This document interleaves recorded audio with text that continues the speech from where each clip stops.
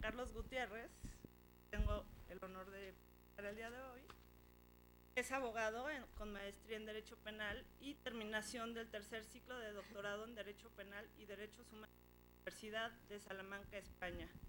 También es profesor de la maestría en Derechos Humanos de la Universidad Iberoamericana, de la maestría en Derechos Humanos de la Facultad Latinoamericana de Ciencias Sociales y del Instituto de Formación de la Procuraduría de Justicia del Distrito Federal. Juan Carlos es miembro del Consejo para la aplicación del nuevo modelo de la Policía de Investigación de la Procuración de Justicia del Distrito Federal y de la Asociación Española de Profesores de Derecho Internacional. También ha sido consultor en la oficina del Alto Comisionado de las Naciones Unidas para los Derechos Humanos, fue director del Programa de Cooperación sobre Derechos Humanos en México con la Unión Europea, director regional de la Oficina del Centro por la Justicia y del Derecho Internacional de CEGIL Mesoamérica. Actualmente se desempeña como director de la Comisión Mexicana de Defensa y de los Derechos Humanos AC, que es una organización no gubernamental dedicada a la defensa de los derechos humanos, y en su función en esta organización no gubernamental ha estado dando atención o ha estado involucrado en procesos de litigio internacional en materia de derechos humanos en la Corte Interamericana. Entre esos casos, uno de mis casos favoritos y paradigmático, el caso de Rosendo Radilla. Bueno, sin más, doy las gracias a Juan Carlos por estar el día de hoy y le cedo la palabra.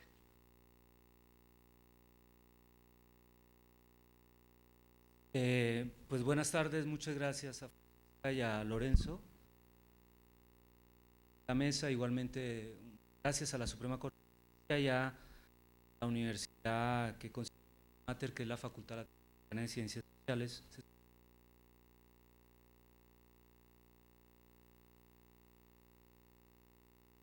Bueno, decía que agradezco mucho la invitación de la Facultad Latinoamericana de Ciencias Sociales y a la que considero mi alma mater, porque desempeño parte de mi vida académica allí como profesor de la maestría y también del diplomado en el cual algunos de ustedes se encuentran viendo, ¿no? El diplomado en línea que tenemos, quizás algunos que están aquí son alumnos del diplomado, pero como es por internet no nos conocemos prácticamente, y eso es importante que nos encontramos, ¿no? Después de debates y diálogos. Quizás retomando lo que estaba planteando Lorenzo, yo quisiera también plantear algunos temas de discusión que tienen que ver con que en el fondo yo creo que la culpa de este proceso de involución de los derechos humanos en México, especialmente hoy en día con el combate a la delincuencia organizada y la grave crisis que estamos viendo en este tema, no es culpa exclusivamente del órgano legislativo, jueces tampoco. Creo que los jueces a veces les achacamos la culpa o al Poder Judicial de las circunstancias de impunidad que existen, pero me parece que el problema es estructural, como decía Lorenzo, el problema es de configuración democrática del Estado social y democrático de derecho. Y para eso uno se puede preguntar si un juez de circuito, un juez local o un magistrado podría aplicar, por ejemplo, hoy en día la teoría del bloque de constitucionalidad. ¿Puede un juez aplicar un tratado internacional y interpretar un derecho humano en la Constitución y que tiene una jurisprudencia involutiva, retardataria o retrógrada de la Suprema Corte de Justicia? ¿Podría un juez decir a la Suprema Corte de Justicia? Eso es una pregunta que hay que hacerse, porque en las conversaciones que tenemos con los jueces, generalmente los jueces lo dicen, ¿no? En algunas ocasiones yo no me puedo oponer a la decisión del Tribunal Supremo, porque si bien tengo la facultad de interpretar la Constitución, tengo la facultad también, y esa es más importante, de obedecer a mi superior jerárquico para poder garantizar la chamba, pero al mismo tiempo para poder mantener una línea jurisprudencial. Eso es lo que algunos jueces, alumnos me han planteado. Entonces, eso es una primera pregunta que surge en estos debates, si el juez podría aplicar el Tratado Internacional de Derechos Humanos a los casos concretos. Si lo puede aplicar, ¿cómo lo debe hacer? ¿Puede el juez, por ejemplo, contradecir o interpretar creativamente la Constitución? ¿Podría un juez, por ejemplo, oponerse a aplicar un arraigo constitucional? El juez, si hace una ponderación, un análisis de ponderación de derechos, a la luz de un juez que incorpore los tratados internacionales, bajo cualquier tamiz el arraigo le va a dar una fórmula matemática que no es posible, no pasa ningún estándar de aplicación de ningún tratado internacional.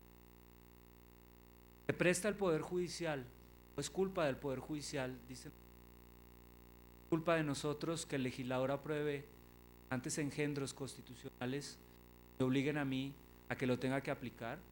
¿Puede un juez de control oponerse a decretar un arraigo en términos de determinar que el arraigo es inconstitucional en cuanto a lo que la Constitución?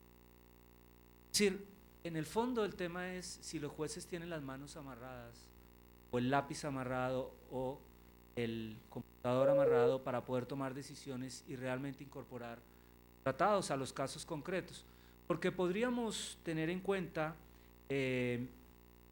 y aclarar muy bien que los tratados internacionales hacen parte de la ley fundamental de acuerdo al 133, sabemos.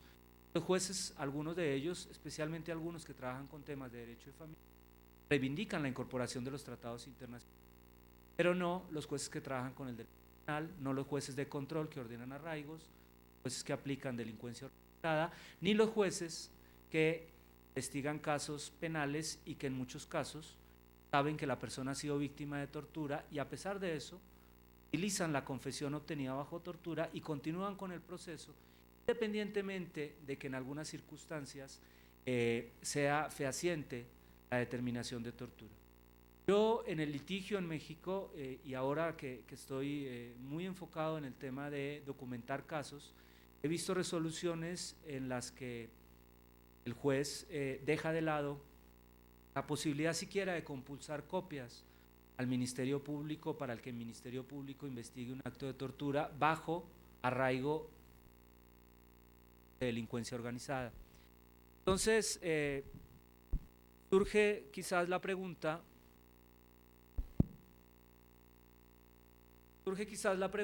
si en el fondo es un problema de marco normativo o también es un problema de voluntad individual el juez en materia de interpretación y aplicación de los estándares internacionales y de los tratados. Continuamos anclados en esta discusión, como decía Lorenzo, y los jueces lo están. Una afirmación es una pregunta, diría, ¿los jueces lo están? ¿Están en la construcción kelseniana de la pirámide de verticalidad de los tratados internacionales y en la Constitución en su cúspide? Nos preguntábamos esta mañana, ¿de qué nos sirve seguir aplicando el 133 como la Suprema Corte lo ha desarrollado? ¿Sirve de algo frente a temas cuando es la propia Constitución la que vulnera derechos fundamentales? No pensemos en no pensemos en el arraigo, que es una situación, pensemos solo en el 33 constitucional. O pensemos en el 123 constitucional, que establece la posibilidad de que un funcionario de carácter policial o un ministerio público que sea acusado por un delito o se le inicie un proceso disciplinario sea destituido de forma fulminante sin que pueda posteriormente, ni siquiera habiendo demostrado su inocencia, siquiera había demostración de inocencia y vía amparo, ser restituido en el cargo. ¿Qué hace un juez frente a esa situación? ¿Qué hace el juez si no tiene capacidad de interpretar la Constitución? ¿Qué hace el juez si no puede o si está obligado a aplicar esta famosa técnica de aplicación constitucional, que es la aplicación estricta de la norma que se adecúe al caso concreto? Pues no puede ponderar en el caso del arraigo el 16 versus las garantías de presunción de inocencia del 20 constitucional, porque para el caso concreto aplica la norma especial constitucional. Esa es la lógica del sistema constitucional, no nos podemos salir de ahí. Y ese es uno de los grandes problemas. Mi hipótesis en este sentido es que los jueces muchas veces no tienen la culpa del marco jurídico que existe y que muchas veces se sienten impotentes frente a las violaciones que evidencian, pero están amarrados en términos del marco jurídico que tienen que sacrificar a partir de su formación y de su capacidad en términos de reconocer lo que significa realmente una aplicación estricta de derechos humanos. Dicen, y esta mañana lo planteábamos en algún evento, que la Constitución, que los jueces dicen lo que la Constitución dice que los jueces dicen. Es decir, la última interpretación de la Constitución la tienen los jueces. Y es en ese sentido que en algunas ocasiones nos preguntamos si realmente los jueces tienen en cuenta en los análisis de los casos concretos la aplicación del derecho internacional o si en algunos casos los jueces cumplen el papel de legitimación de normas completamente violatorias de derechos humanos. Insisto en el tema del arraigo porque he visto últimamente varios amparos, muchos amparos, en el que los jueces de amparo han justificado el arraigo como una medida precautoria que no tiene que ver con la limitación de la libertad individual. Bajo ninguna lógica de un tratado internacional y bajo ninguna construcción jurídica cabe en nuestra cabeza ni en la cabeza de nadie que el arraigo no limita la libertad individual. Podemos buscar argumentaciones jurídicas de todo tipo, pero que el arraigo vulnera la libertad individual es clarísimo. Que lo llamemos eufemísticamente como llamamos a la detención de inmigrantes en este país, detención administrativa, es otra situación, porque también la ley se puede interpretar como mejor nos convenga. Y entonces resulta que tenemos un migrante detenido, le aplicamos la ley administrativa y decimos que no está detenido judicialmente y por tanto no tiene garantías del debido proceso. Es que podemos jugar con los eufemismos, es que podemos jugar con la ley, es que podemos interpretar la ley y la norma. Y a veces pareciera ser que decir estas cosas es una agresión a los diferentes ámbitos del Poder Judicial o del Poder Legislativo. No, no es una agresión, hay que poner las cosas sobre la mesa, tapar las cartas y decir, no estoy como Poder Judicial en capacidad de controlar o de limitar todo el proceso demagógico constitucional y afectador de derechos humanos que hoy en día se encuentra en algunas normas constitucionales y que son aquellas que están impactando realmente en los derechos humanos individuales o en las garantías judiciales que estamos invitados hoy a discutir. Hace algunas horas o hace algunos minutos Lorenzo se preguntó o trajo a la luz el debate sobre los derechos sociales, que lo enumeró y habló de la sentencia de Mininuma. Es interesante que en un país donde la Constitución mexicana fue pionera y fue fundamento de la Declaración Universal, de la Constitución Alemana de la República de Weimar, de la Constitución Republicana Española y de muchas otras constituciones modernas de la primera década del siglo XX, no modernas actual, premodernas, digámoslo así, incorporaron o retomaron la Constitución del 17 para reconocer los derechos sociales en la Constitución. Sin embargo, si nos ponemos a revisar hoy, ¿cuántas veces pues ha ordenado la justiciabilidad directa de un derecho social por vía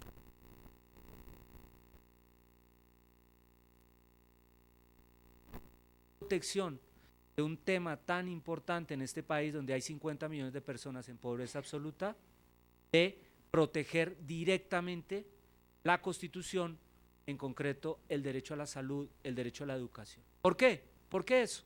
No tienen la culpa, el marco jurídico no tiene la culpa del elemento, no, de esa situación, no sé.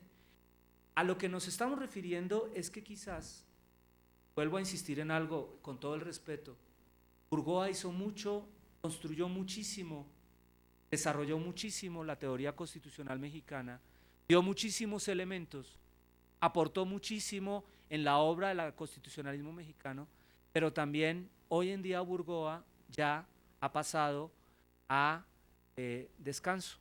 ¿En qué sentido? En el sentido de que Burgoa, por ejemplo, niega el amparo, niega que los derechos sociales sean derechos justificados. Y dice Burgoa textualmente en su libro, ¿sí?, que son derechos programáticos. Los derechos que están en la Constitución, salud, educación, vivienda, son programáticos. ¿Qué significa eso? Al decir que son programáticos, significa que no pueden ser protegidos como garantías o derechos humanos constitucionales. Y eso es gravísimo en términos de hoy, el papel que debe cumplir el Poder Judicial en materia de protección de derechos humanos, si entendemos los derechos humanos bajo un contenido de interdependencia e indivisibilidad. No estamos hablando de primera, segunda y tercera generación. Eso en el primer semestre, en el primer módulo de la maestría de Flaxo de Derechos Humanos, eso se supera. Es decir, a los alumnos les explicamos que ya no hay generaciones de los derechos humanos. Generaciones desaparecieron. ¿Puede un juez ordenar la construcción de un hospital o ordenar que unas personas que no tienen medicamentos para el tratamiento de VIH-Sida se les dé los medicamentos? Y lo puede hacer. ¿Lo hace? No lo hace. Ese es el gran debate en términos también de la labor del Poder Judicial en un Estado democrático. El juez, en un Estado democrático, como Lorenzo planteaba, a la luz de los derechos humanos, debe ser la posibilidad de descompresión de los conflictos. Pensemos en el conflicto de Mininuma. Muchos de los que hablamos de este caso estuvimos allí en Mininuma y ayudamos un poco a construir las argumentaciones jurídicas. Mininuma es un pueblo, para los que no lo conocen, es un municipio que está en Metlatonoc, estado de Guerrero, en donde un grupo muy importante de comunidades indígenas habitan allí, de poblaciones indígenas. En el transcurso de un año murieron aproximadamente 8 o 9 indígenas por falta de atención médica. Entonces se abre el debate de si ante la falta de atención médica por la inexistencia de una clínica y de medicamentos adecuados, las comunidades indígenas tienen que bloquear las carreteras, poner barricadas, levantarse y protestar socialmente, exigir y retener al funcionario de salud y secuestrarlo, o presentar un amparo. ¿Se dan cuenta de la magnitud que tiene esto en la vida social y política de este país? ¿Por qué? Porque si el amparo no te permite ninguna posibilidad de justiciabilizar la necesidad real que tiene la comunidad de construir un hospital, porque la gente se está muriendo por falta de atención médica, si el amparo no te lo permite, las personas no tienen otra opción más que protestar, bloquear la carretera, prender, secuestrar al funcionario, retener al funcionario, etcétera, etcétera, etcétera, y desencadenamos procesos y conflictos sociales que después van a ser muy difícil de solucionar. Entonces, el juez en un Estado social y democrático de derecho, lo plantea Ferrajoli también, tiene que tener la capacidad de despresurizar todo aquello que no es posible de resolver en el marco del diálogo político, en el marco del diálogo en el Ejecutivo y adicionalmente en el marco de la reivindicación social. Ese es el juez en un Estado social y democrático de derecho.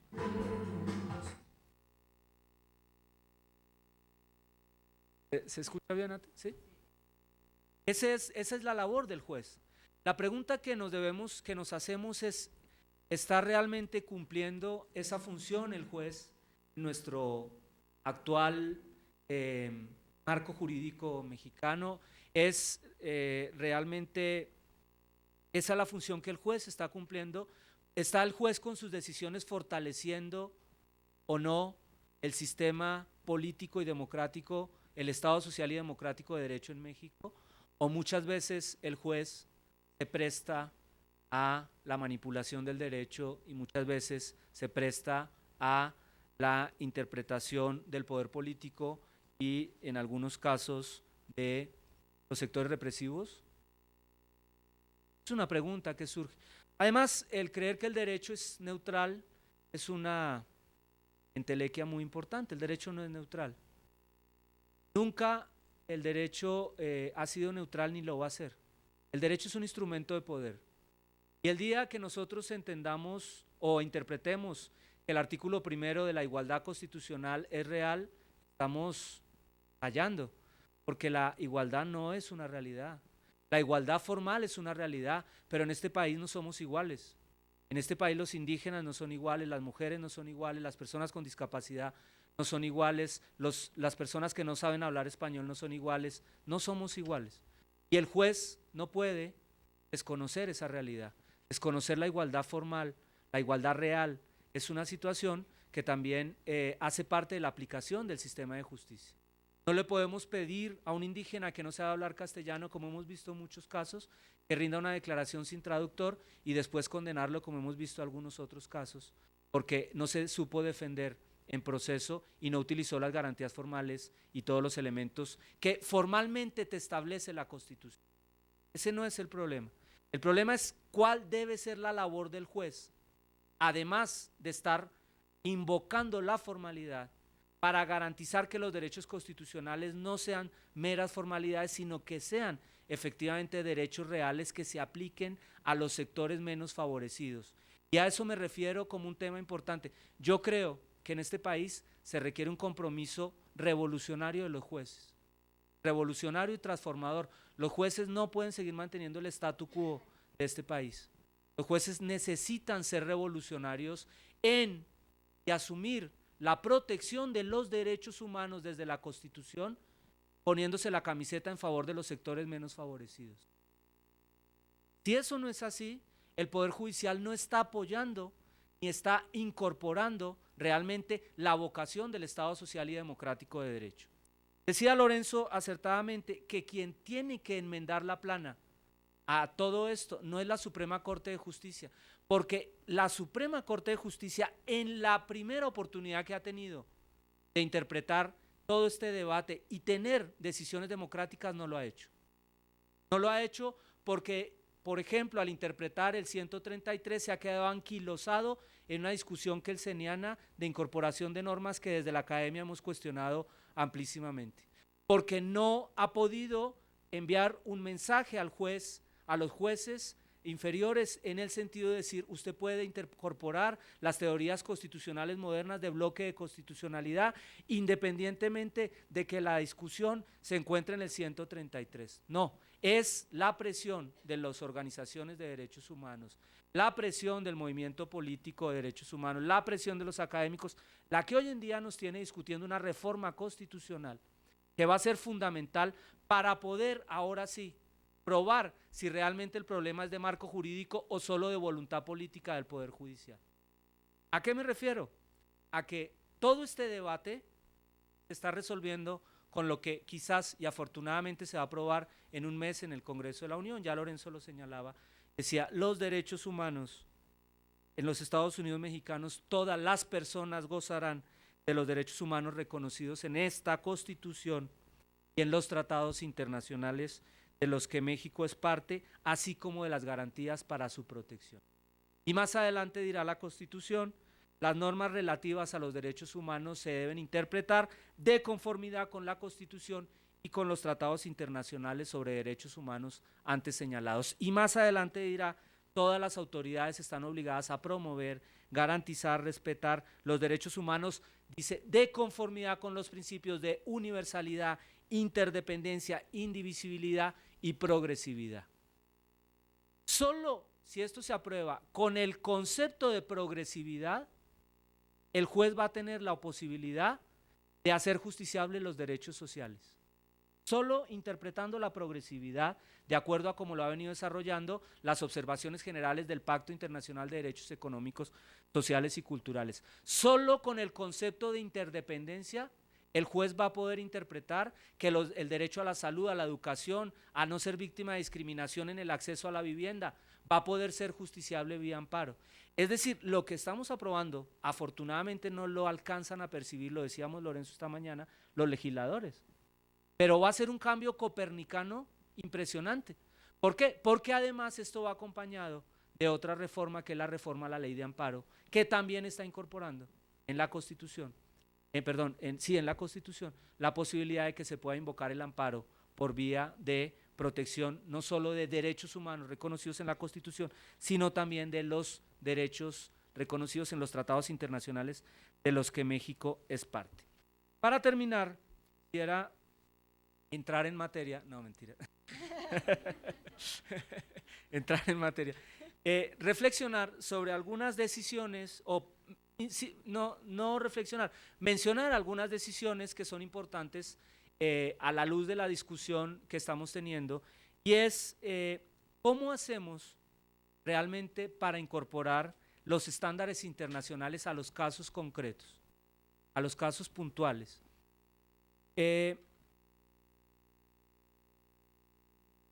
Nosotros en la dinámica del litigio, en el acompañamiento a víctimas de violaciones a derechos humanos, estamos, por ejemplo, invocando ante la PGR la sentencia de Rosendo Radilla para que no envíe la investigación al fuero militar. La invocamos siempre. Llega una denuncia por tortura, el Ministerio Público la recibe, cuando la recibe, porque generalmente a veces se impide la recepción, sobre todo en las zonas del norte del país, que mire, yo no quiero, esto no es mi competencia, vaya al juzgado militar a presentar la denuncia, porque es un militar el que cometió el hecho. Entonces, la respuesta nuestra es no, se nos tiene que recibir la denuncia. Tiene que hacer un análisis constitucional invocando las decisiones internacionales de las cuales está obligado a cumplir, entre ellas, y ahí donde se aplica todo este discurso de las garantías del principio del juez natural.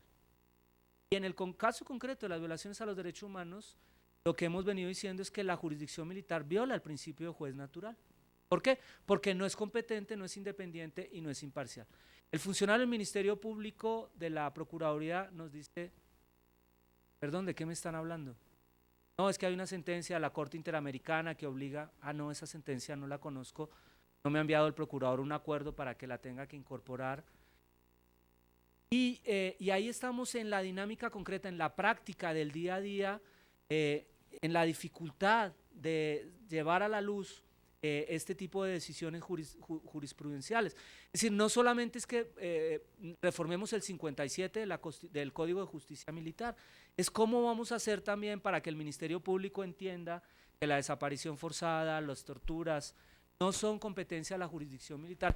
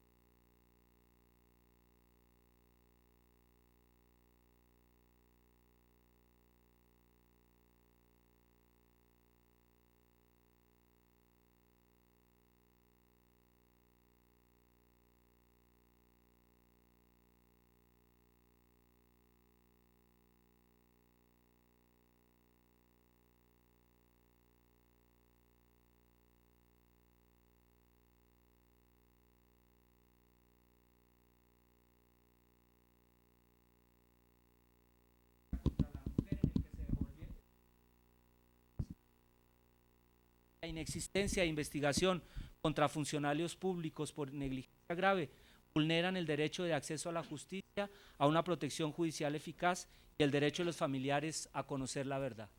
Eso dice la Corte. La Corte está diciendo, en un caso tan grave como es el feminicidio, es un país que es una democracia avanzada, 11 en economía mundial, en términos pero es un país que está condenado a la más importante instancia internacional, nada más ni nada menos que el caso de... Ahí estamos planteados, estamos un poco, y yo creo que también fui bastante polémico, más que Lorenzo o menos que Lorenzo, pero creo que sí hemos dado elementos para poder debatir y discutir. Muchas gracias.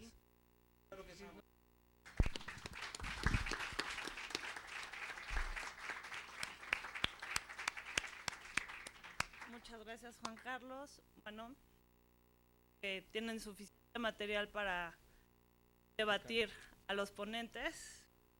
Ha dado muchísimo material donde sacar, ¿no? Muchas cuestiones polémicas.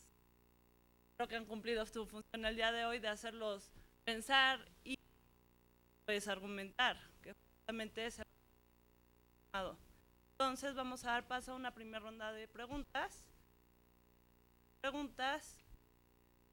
Aquí. Hola. Buenas tardes, de Mérida, una pregunta. Los molesto si por favor dicen su nombre y o la institución. Sí, buenas tardes. Mi nombre es Pablo Bastida, yo vengo del Instituto Nacional de las Mujeres, la Coordinación Jurídica. Bueno, mi pregunta, no, es más bien un punto de vista para los ponentes respecto a lo que comentaba el maestro Juan Carlos Gutiérrez, respecto al problema estructural de los jueces para impartir justicia y sobre todo para la aplicación de los derechos humanos a casos concretos. Yo creo que el problema evidentemente es más que otra cuestión de conciencia, creo que es estructural, como bien lo refería. Sin embargo, ahorita que nos estaban comentando la reforma en materia de derechos humanos, y supongo que ustedes están ahí involucrados, ¿por qué no pensar en algo más allá? O sea, estructural me refiero a cambiar el sistema. Usted lo refirió bien. Lamentablemente, el sistema que tenemos de control de la constitucionalidad es un sistema concentrado, ¿no? Un sistema concentrado en el cual un organismo es el único que puede interpretar la Constitución, como esto referente a la polémica que se dio entre el Tribunal Electoral y la Suprema Corte de Justicia. Bueno, esto no hizo más que reafirmarnos nuestra tendencia al sistema controlado de la Constitución. ¿Por qué no en esta reforma ir más allá y dar el paso, ¿no? Dar ese paso decisivo, valiente al sistema de control difuso, en el cual, en ese sistema, como la constitucionalidad ya no está en un solo órgano, sino cualquier autoridad jurisdiccional puede interpretar la Constitución y de esta manera puede aplicar derechos humanos y tratados internacionales, pero eso requiere, yo creo que no conozco a fondo la reforma en materia de derechos humanos, pero supongo que se queda corta porque yo estoy hablando de cambiar el sistema de control de la constitucionalidad, de un control de un sistema concentrado a uno difuso. ¿Y por qué no? Tan en boga que está ya lo que es las teorías del garantismo, ¿no? De Luigi Ferrajol y Prieto Sanchís, ¿no? Con esta cuestión de la constitucionalidad. No sé, mi pregunta es la siguiente, ustedes como ponentes y estudiosos del derecho, ¿qué tan viable vean que en la Constitución se haga una especie de, no tanto de cuestiones ya digeridas, sino de principios, principios y valores, como es el sistema difuso? En la Constitución, en la Carta Magna, se establecen principios y valores únicamente. A partir de ahí empieza la cuestión de la ponderación incluso, ¿no? Donde ya la teoría de la subsunción en la interpretación de las leyes queda fuera, porque ya estamos hablando incluso ya de cuestiones ponderantes, ¿no? Al caso concreto, a final de cuentas, el juzgador es lo que tiene que hacer, ¿no? Muchas veces usted lo refería, para el juzgador es sencillo y tal vez una fórmula matemática, ¿no? Si A es B, entonces es C. ¿Por qué? Porque así lo está estableciendo el sistema, ¿no? Es el sistema y esa es la teoría de la subsunción. Pero si queremos hablar y si venimos a hablar aquí de interpretación, ¿por qué no, y ustedes que están desde esa tribuna, enseñarla a las nuevas generaciones, ¿no? ¿Por qué no hablar de ponderación? ¿Ja? ¿Por qué no hablar de principios y valores? ¿Me explicó?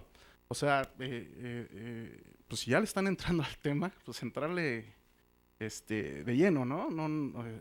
Digo, las teorías, como usted lo dijo, va a ser un cambio copérnico, ¿no? Pues si nos van a quemar, pues que nos quemen completos, ¿no? En la hoguera, ¿no? Si nos van a quemar un pie, pues que nos quemen hasta la cabeza, ¿no? A lo que voy es precisamente eso. Incluso, como lo refería Prieto Sánchez, se puede hablar hasta muerte de la ley, ¿no? Bueno, en el buen sentido, en que esta cuestión de jerarquía pues ya quedaría superada, quedaría totalmente, pues ya fue la palabra, obsoleta, siendo que la Constitución sería nuestra base. De hecho, ese es el sistema constitucional y el sistema garantista. Por eso se habla de un Estado democrático constitucional, un Estado constitucional democrático, ¿no? Si no, únicamente estaríamos hablando de Estado de Derecho, que es como el que tenemos, ¿no? Yo los invito y pues que esta idea, o bueno, estas teorías de un constitucionalismo y un garantismo real, ¿no? Transitar no solo al Estado de Derecho, sino al Estado constitucional de Derecho. Gracias. Pablo. Primera fila. ¿Ya entró? Sí, gracias. Mi nombre es Humberto Román. Saludos a todos los amigos en las Casas de la Cultura. Y el comentario es para Lorenzo, aunque de alguna manera Juan Carlos ya me adelantó un poco. Primero es una postura, independientemente de la postura doctrinaria sobre el peso de los derechos fundamentales, para no aludir en este momento a su jerarquía, considero que el legislador no corrige la interpretación de la Suprema Corte. Desde el punto de vista de la teoría de las funciones y del aspecto estrictamente legal, el legislador cumple con parte de su función y pretende de alguna manera actualizar la legislación. La Suprema Corte finalmente también tiene un marco que lo obliga a resolver hasta una línea imaginaria que le dio el legislador dentro de la Constitución, de tal manera que su interpretación y consecuentemente resolución no podría rebasar lo ahí establecido. Pensando en un marco en donde se tiene que mover la Suprema Corte. Sí, estoy de acuerdo, hay ya mucha doctrina y muchos comentarios en relación a qué debería de hacer la Suprema Corte o los órganos jurisdiccionales, básicamente juzgados de distrito, en el aspecto constitucional. Sin embargo, si tenemos una legislación donde nos ponen un marco, donde el 192 de la ley de amparo nos dice los jueces no pueden ir más allá de la jurisprudencia que marca la Suprema Corte, entonces ahí se encuentran con un problema de que de ir más allá incurrirían en una responsabilidad, independientemente de la otra contraparte que se utiliza dentro de la doctrina, que es, bueno, pero el juez protestó en un momento dado salvaguardar la Constitución, sí, pero también bajo el marco de su responsabilidad y de las posibles consecuencias de ir más allá de lo que le indica la Suprema Corte. En fin, creo que la reforma que está en ciernes es un paso para ir avanzando sobre este punto, y donde ya se ha escuchado a los doctrinarios que incluso la misma postura en un momento dado de los doctrinarios dentro de la Corte es en el sentido de ir hacia adelante. ¿Sí? Aunque la jurisprudencia ha marcado un punto, pero los mismos ministros, jueces y magistrados en la parte de la academia están en propuestas de, bueno, el legislador es el que tiene que modificar y marcarnos la pauta donde nos dé libertad de poder interpretar y llegar hasta ese punto que quisiera el ciudadano. Por otro lado, a Lorenzo, en la parte de las preguntas, ¿cuál es tu postura del lugar que ocupan los derechos fundamentales y cuál es la redacción que debería de tener el 133 en concordancia con el 1 de la Constitución, independientemente de la posible reforma que se apruebe? Muchas gracias. ¿Me escucho? Bueno, ahora vamos a dar paso a una pregunta en la cultura. Buenas tardes, de Mérida. Ciudad de Juárez. Mérida. Buenas tardes. Oaxaca. Buenas tardes, Mérida. Queremos hacer una pregunta de Mérida. Buenas tardes. Bueno, vamos a dar paso a la pregunta de Pablo Monroy, la Casa de la Cultura Jurídica de Mérida. Adelante. Gracias, muy buenas tardes. Me desempeño como magistrado en el Tribunal Unitario y también como alumno en el diplomado. Y yo quiero felicitar a Lorenzo Córdoba por su intervención. Su crítica me parece muy válida. A mí me parece Creo que sí no ha habido... audio. No estamos No, bueno, ¿me Un escuchan? momentito, ahorita van a Bueno, tenemos algunas fallas técnicas. Vamos a dar paso a alguna otra pregunta aquí. Regresamos a la Casa de la Cultura. Ciudad Juárez. Por favor.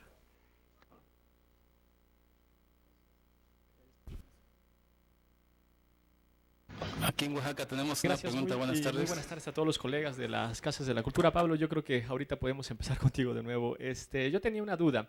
En el diplomado que estábamos llevando a cabo, en alguna sesión de chat estábamos discutiendo el problema que hay entre la soberanía y el derecho internacional de los derechos humanos y cómo la soberanía tiene impacto en algunas limitaciones para el derecho internacional público en general, para el derecho internacional de los derechos humanos en particular. Básicamente estábamos discutiendo el tema de las reservas, ¿no? Cómo los estados establecen reservas y estas reservas limitan las posibilidades de los tratados internacionales.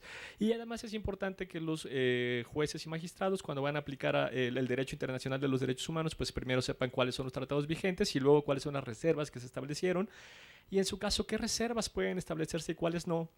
Y una pregunta que me hizo alguno de los alumnos, y la verdad yo no tengo una respuesta categórica para eso, y de hecho cuando lo discutimos en el salón hubo una división, es si los jueces y magistrados locales pueden declarar nula una reserva hecha por el Estado a un tratado internacional.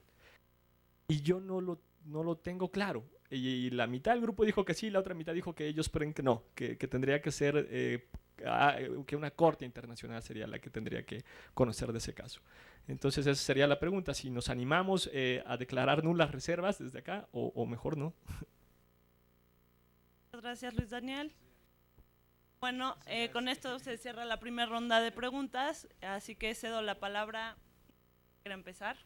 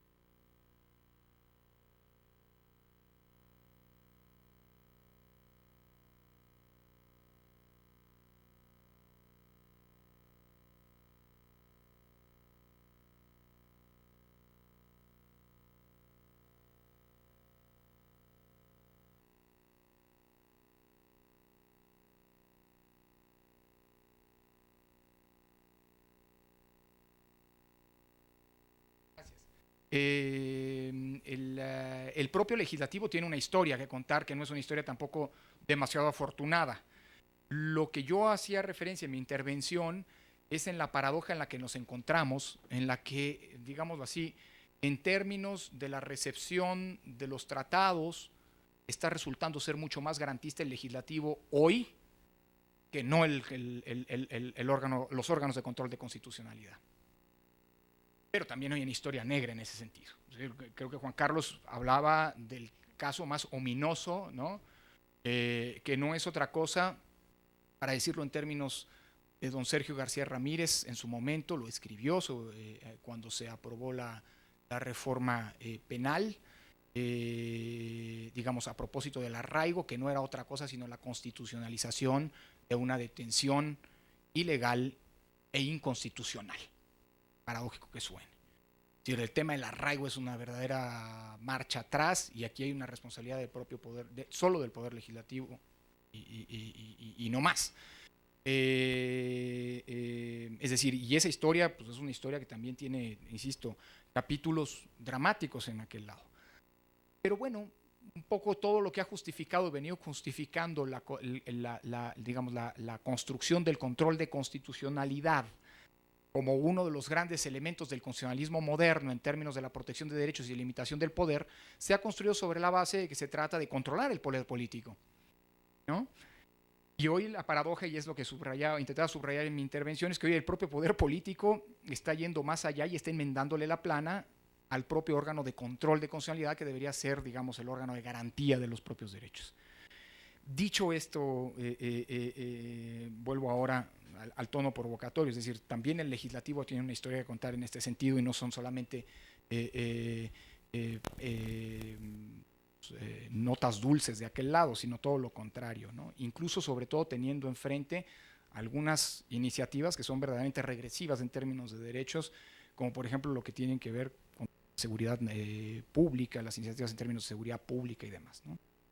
Insisto, hay una responsabilidad compartida, como suele ocurrir, por cierto, en los estados constitucionales, en las democracias constitucionales, en donde hay un déficit en términos de derechos, en donde las responsabilidades suelen ser compartidas. Yo el punto que quiero subrayar, y tiene razón Juan Carlos cuando dice, bueno, el Poder Judicial, y aquí terminaré luego el cierre de esta ronda de réplicas o de respuestas, el juez constitucional, y es algo que yo también intenté evidenciar, aunque quedara de manera señalada muy marginal en mi primera intervención, es que un juez constitucional tampoco puede pecar, por eso hablaba de chivos en cristalería, utilizando una metáfora, tampoco puede pecar en aras de garantismo, de ir, digamos, de actuar de manera ilimitada. Es decir, hay ciertos asideros que obligan también al propio juez.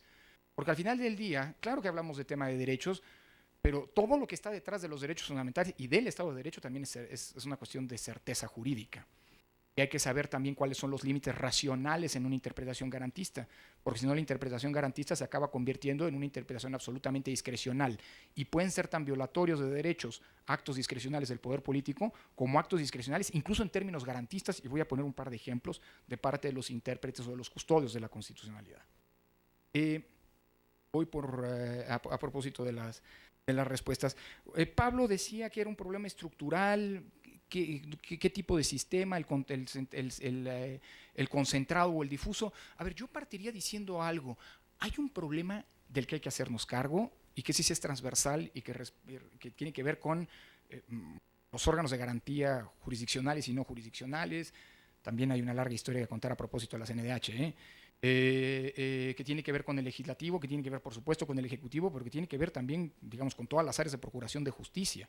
Y es que la revolución copernicana no es solamente una cuestión de cambios de paradigma de interpretación.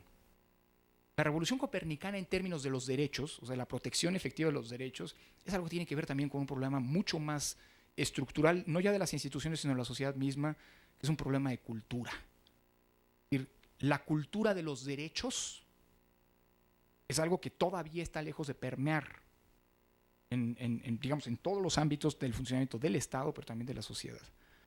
Si quieren podemos platicar, pero si tienen como una semana para seguirnos aquí, ya que tenemos aire acondicionado en este espacio, para hablar, por ejemplo, del constitucionalismo, de lo que se conoce como constitucionalismo de derecho privado, ¿no? Digo, a propósito, digamos, de los poderes privados y demás. Pero bueno, sistema concentrado o difuso, mira, a ver, también aquí tiene que ver con una cuestión cultural. Yo creo que el sistema de control difuso no es algo que te inventes de la noche a la mañana. El problema es que en México estamos a medio camino de las dos cosas. Es decir, tenemos, por un lado, hemos venido construyendo un sistema concentrado, pero que no acaba de ser concentrado. Si no, explícame el papel del Tribunal Electoral en esta historia.